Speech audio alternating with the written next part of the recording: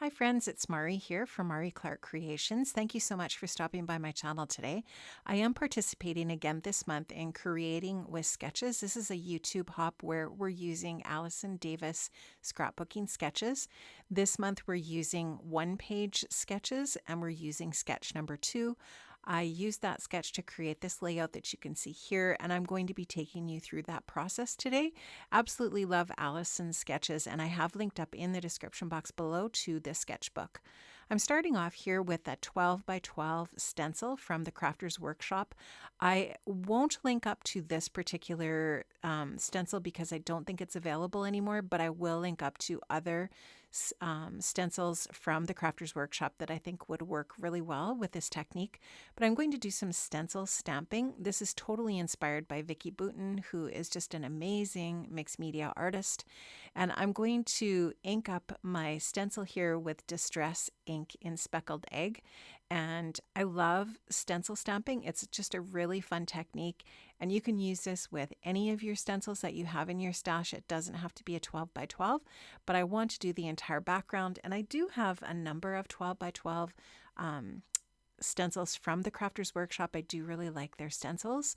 And so I just love this technique and thought I would try this for my background, since the sketch definitely suggests a kind of like some sort of a square background. So I've sprayed my Vicki Boutin's foundation paper with some water, and I've sprayed the stencil that has that ink on it. And now I'm just going to lay my paper towel over top of that stencil and dab up any excess moisture. I'll just give that a really good press as well so that the ink is transferred nicely onto that paper. Now I'm going to be using a Hero Art 6x6 rubber stamp. This stamp is called Bold Prints, and it's just a really fantastic text print stamp. I think the text is actually Alice in Wonderland or something like that. I'm going to ink up that stamp with some VersaFine ink in black.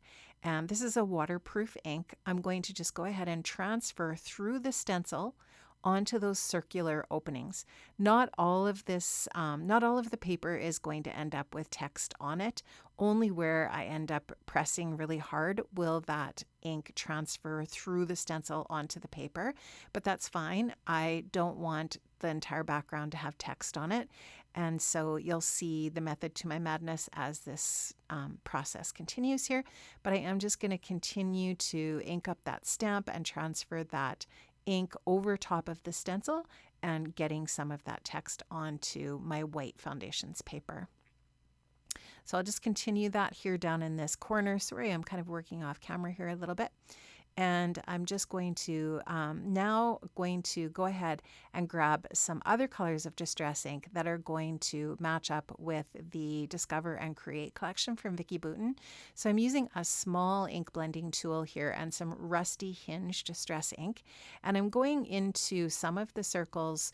Mostly I'm trying to concentrate on the areas that don't have the text transferred onto them. But also I'm trying to be mindful of spreading the orange color out of that rusty hinge. And so you'll just see me here dabbing that ink through the stencil with that ink blending tool.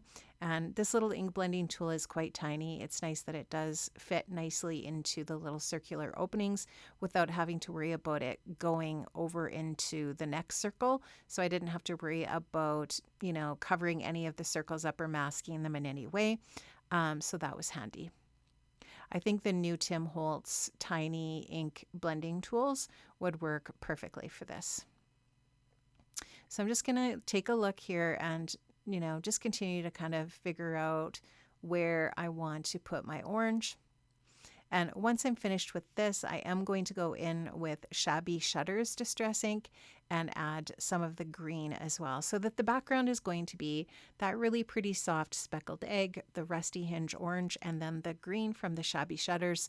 And if you've seen the Discover and Create collection, which is absolutely stunning, it does have this color palette in it for sure, the blue, the orange, and the green. And those are the colors I'm going to focus on for my project, since the photos that I'm going to be using have those colors. So I'm going to just continue to now transfer this green kind of around and spread it out so that I've got a nice coverage of these 3 different colors when I've removed the stencil and I'm all finished this part of the process. So just dabbing this up and down, not really, going side to side or anything, just dabbing it up and down. Now, this is a really gorgeous paper from Discover and Create. It's the text paper. I'm not sure what this one's called, but I am going to take the UPC strip off, and I'm actually going to use that on the layout as well. I couldn't resist. It says currently on it, which is fantastic for any layout where you're, that's where something it's currently happening. This is what's happening at this point when I'm telling this story. So it's just a really great word for scrapbooking. So I'm going to tear off an edge at the top of this paper, and then I'm going to tear that as well, creating that torn edge. I'm just going to distress that and roll it a little bit as well. And I just love that the text is going to be repetitive of the text that I've stamped. I think it's great. And I love the ink splatters that's on this paper. I love everything always about Vicky's Collections. You know that about me. I am totally a huge Vicky Booten fan for sure. And now I've got 3 photos here. These are pictures of my little grandson, and I did take these in transition. So it's me trying to get him to smile. So he's kind of got different expressions on his face each time, which is super cute. And he received this little outfit that he's wearing from his great aunt, and the colors of the clothing match the colors of the different ephemera and papers and ink that I'm using for the project. So I'm going to back each one of the photographs with some foam tape, and I'm going to mount them onto a piece of textured white cardstock that's slightly larger than the photos. These photos are 3.5 by 2.5. So they are just a nice size for combining 3 photos onto a project. And I've just added a little bit of liquid adhesive onto the foam tape so that I can wiggle that around a little bit and make sure that I get this nicely centered onto that white mat. I do love adding a white mat onto a photo. I think it just looks nice and clean. Really love that look. I am using my Misty glue press here to adhere this paper into kind of the top half of the layout, and the suggestion or the sketch definitely has sort of like a horizontal orientation for the photos. So that's what I'm going for here. And I'm going to just put this barcode strip just underneath so that you can see just a little bit of it poking out, but you can definitely read the word currently here and there. And so I love that. I like how it just finishes the lower edge of that torn paper. I did sew on my torn paper as well, and I just love the extra texture that that provides. Now I'm going to start to think about what I want to do with my photos here, if I want to line them up so that they're more linear, or if I want to do them wonky. I do decide to add them in a more linear fashion to the paper, and I am going to add them with some foam adhesive just to pop them up a little bit off the background. So they're not completely centered on the project, but pretty close. And so there you can just see I'm adding that foam adhesive at the top and bottom. And then again, I do think I add a little bit of liquid adhesive with that glue press just to make sure that I can get those moved into the right spot. If you don't have a glue press yet, if it's something that you're thinking about, it is fantastic. I actually put Barely Arts glue in the empty bottle that came with the glue press, and I love that it flows really well out of that bottle. So yeah, it's a great tool to have. I love it so much. Okay, so now I've got those all glued in place. I'm going to put something heavy on the photos just to make sure that they're nice and flat on the layout. And once they have flattened out and are nicely adhered, I'll start to add my embellishments.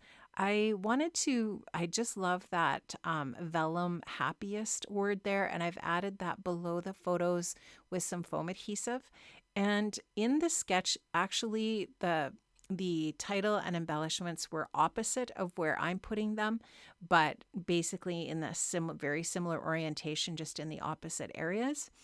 So I have added that really adorable little die cut piece that says love this with the arrow on the left.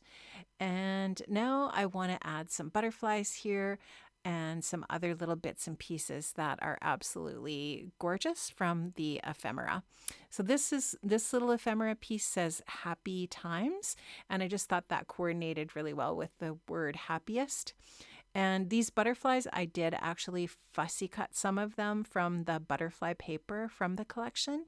And I just love that little banner piece there that says one of a kind. So now you can just kind of start to see the project completely coming together here. I am going to go with those 2 fussy cut butterflies, each at the corners there of the photos. And now I'm just kind of looking through the ephemera and trying to decide what else I want to add here.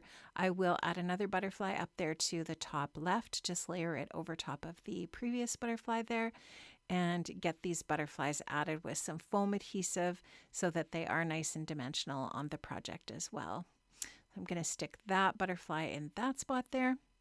And I really did stick pretty closely to the sketch, other than I just kind of flipped with the orientation of the title. So I love the sketches. They're such great jumping off points for sure. This little ephemera piece says 2024 on it, which is perfect.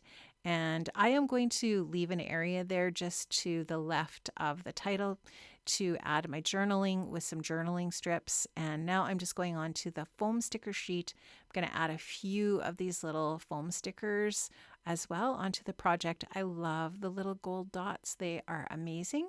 So I'll add a few of those, and I think that is basically going to finish off my layout today. Now, make sure that you check out in the description box below the link to Allison's sketchbook and also the links to the other videos in the Hop this month for the month of February, where we are again celebrating the genius of Allison Davis and her sketches and her sketchbooks. They're fantastic. She just does such a great job of giving so many options with these sketches. I can't remember how many options there were for this particular sketch. It's a ton. She shows you how to add more pictures, how to change the orientation a little bit, so that you just get so many different ideas for your projects. So really love how this one turned out using the gorgeous Vicki Boutin Discover and Create collection. I think this is really fun, and I hope you were inspired. Have an amazing day, friends, and look for us again next month for more sketch inspiration using the Allison Davis sketchbooks. Take care, have an amazing day, and I'll see you soon. Bye-bye.